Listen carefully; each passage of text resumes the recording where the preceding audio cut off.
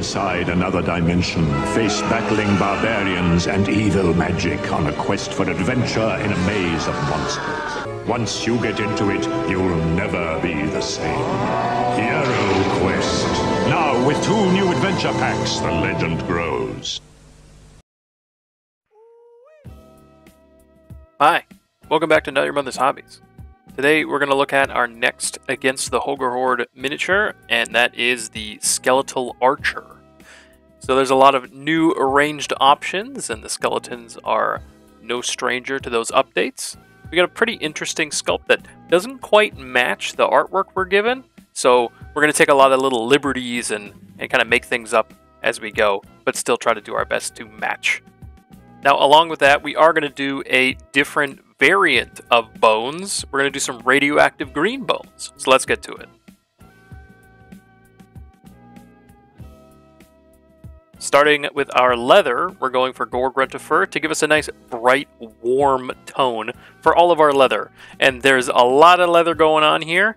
And with these skeletons, I chose not to break it up into different color groups like I normally would. You know, with darker browns or brighter browns or redder browns and more yellow browns. We're not doing that. We're just using Gorgrunta and putting that all over everything that is going to be leather. These guys are moldy, mildewy, crusty, whatever. We're going to get these skeletons out of here fast. It's going to make our skeletons go quicker, as well as make the painting a little bit easier. So that's going to be all of his boots, his tassets, his leather armor, and his belts and straps. We got Pterodon turquoise, or a kind of greeny blue, whatever you got. We're going to use this one for the cloth strips. Now there's a weird kind of bump going on in the front. I don't know what that's about. I just decided to paint it all turquoise anyway. Not sure what that sculpting detail is. It's very strange. But we're hitting all of the cloth parts with this turquoise and moving on. NYYRAAAGH sewer for our rusty metal. Love this for rusty metal. It's a cool base coat. You could dry brush it if you got more metal going on. You can sponge it on, spot it on, splat it on. Really cool for doing metallic stuff with later. But yeah, we're base coating with this grimy NYYRAAAGH sewer brown for all of our rusty armor. Snakebite leather, we're using this to break up a little bit of the browns. It won't be any of the leather, but we're using it for the wood. And I'm just kind of blocking out, picking where I want the wood, because there's lots of wrappings, and we're going to kind of fudge it. We're going to make our own details. The silicanum gray we're going to use for the quiver and the little knife sheath. I end up doing 2 coats, even though I only show 1. 2 heavy coats, I think, made a pretty interesting grimy gray. Skeleton Horde here. Again, we're doing 2 coats of this on what is going to be wrappings. Now, because this guy is going to be green, you don't have to worry about his bones. As you can see here, we're using Mantis Warrior green. We're using a bright, yellowy, crazy putrid green, kind of. This is, you know, radioactive green. So just go all around the model and cover up any of those bone areas, those empty areas we hadn't painted yet.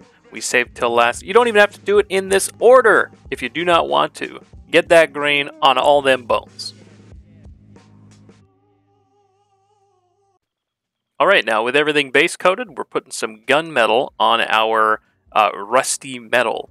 And again, just like I said before, you could spatter this on, you could sponge it on, you could dry brush it on, anything you want. I'm just dotting it on in places. Swiping over, kind of like an overbrush on the chainmail areas, not really being too neat or messy. I don't even care about covering the whole thing.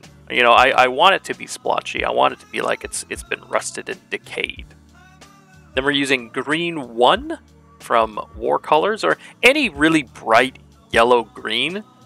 You can use this to clean up any areas, any of the surface areas that are too splotchy, as well as be our first highlight on this radioactive glowing bone color. Then I'm doing a little bit of a dry brush with Longbeard Gray, or any kind of white or off-white you can use, and just do a little bit of a dry brush around the bow.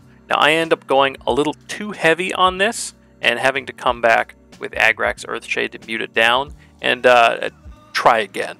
But that's a quick and easy way that, you know, if your dry brush goes a little too bright, a little too intense, just put a wash on it. That'll mute it back down as well as add some contrast.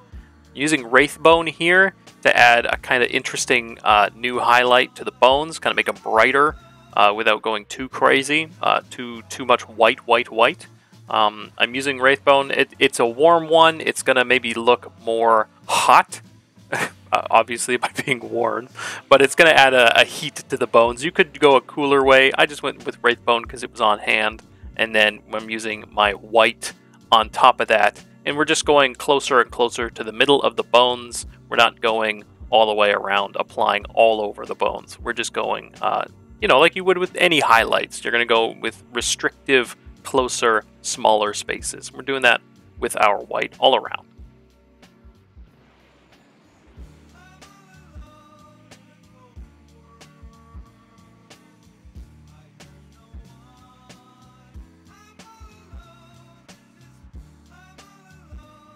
Now we're going to grime this up to the next level with our Gangster Gumbo Ryza Rust mixture, courtesy of good old Kenny Boucher. Just mix that with some water till you get a slurry and apply it around as you will. It can be really bright in areas and it'll actually dim down a little as it dries. Depending on how watery it is, you might want to do another coat, or you might want to come back and sponge some on. It's all up to you. Based on the consistency, you'll get different kind of effects. I used a really watery consistency on this and went back with a second coat to get some real streaky areas. Then I went back to Bold Titanium White to just block in his eyes and some areas around the mouth for some glow. Came in with a Yandin Yellow to do just some glazing over the bones, as well as to drop some big pools into those heated glow areas of the jaw and the eyes. You can see I got a little carried away and had to clean it up a little later. But yeah, drop it in the eye sockets, in the jaw sockets, and then did a little bit of a glaze around the really hottest spots, the whitest spots of the bones. You do not have to do that on the bones if you liked how they looked, but I wanted to add some extra interest. And then coming back with a white, we're just popping up those center highlights right back up to where they were as well, but it's going to keep that warm, hot intensity that we glazed on from before, hopefully giving us a really cool effect. I thought it looked pretty interesting myself, but it is definitely not for everybody, so I understand if you want to forego that yellow glaze on the bones and just keep it to the eyes.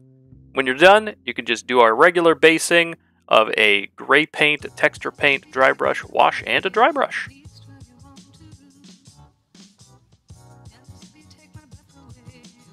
And there you have it. We have our green glowing radioactive Skeleman, skeleton archer. Looking alright for having to make up where some of this color goes compared to the artwork. But I think it matches pretty good to the warriors from before. Has a lot of the same colors, a lot of the same layering going on, a lot of the same ideas. So I think we did pretty dang good. Now you can use this green glowing skeleton recipe for all of your skeletons, or just keep it to some unique ones in case you get a named character in a mission. You can see here I have a normal skeleton. The base is unfinished, but a normal skeleton, just like we did previously, our other bone recipe that we did on the warriors. So this is how that will look like as well if you decide to go the regular route. I'll put a link to that video up in the corner, and you can see how we did that bone recipe. But I did all the armor and stuff just the exact same. And once again, you can see what they both look like next to each other. I'm not quite sure which is my favorite. I really do like how the green came out. Oh, and you can see on the back here, I did a little extra dry brushing to get some detail out of that quiver. That said, I really do like how the green skeleton came out, that radioactive kind of Skeletor look. I will definitely be using this again in the future for something else. I think it was really fun, really cool, and simple way to add some personality to the skeletons you got going on. As always, thanks for watching. Give a like if you enjoyed the video, subscribe if you haven't already. We have a Patreon if you're interested in that, and let me know in the comments down below what you thought of these skeletons and what other kinds of bony boys you'd like to see me take on in the future. I'll see you in the next one. Bye bye!